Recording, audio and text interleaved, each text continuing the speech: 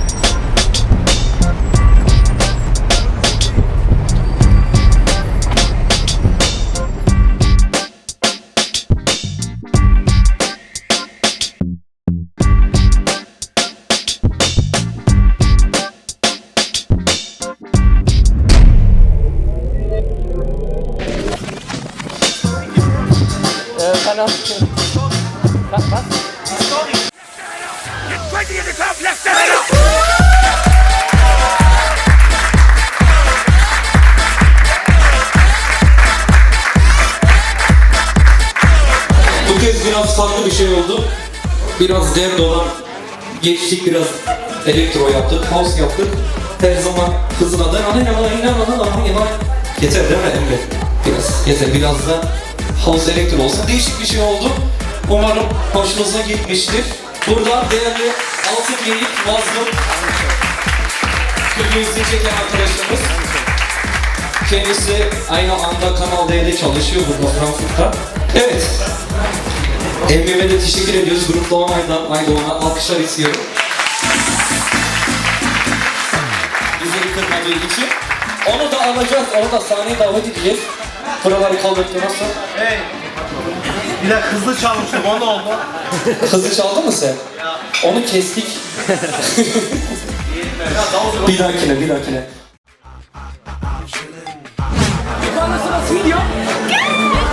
Video. Beste Gruppe in Deutschland heute.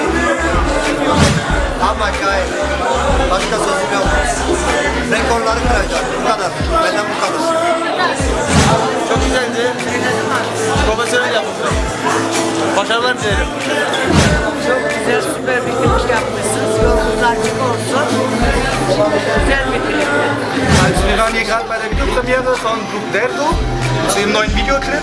Super geworden, super Musik, super Videoclip, super Farben, ein neuer Style auf jeden Fall sehr, sehr empfehlenswert. Also, das Video ist echt brutal, kann man nicht beschreiben. Man muss einfach gucken. Einfach unbeschreiblich, dieses Video. Also, Jungs oder Ladies, ihr werdet eine Bombenvideo in ein paar Tagen sehen. Vallahi klip çok güzel olmuş, ben çok beğendim. Arkadaşım bir de 2 sefer çekildim dedi ama ben 9 sefer kendimi görebildim. Harika. Doğanay! Güvenlim. Yes baby!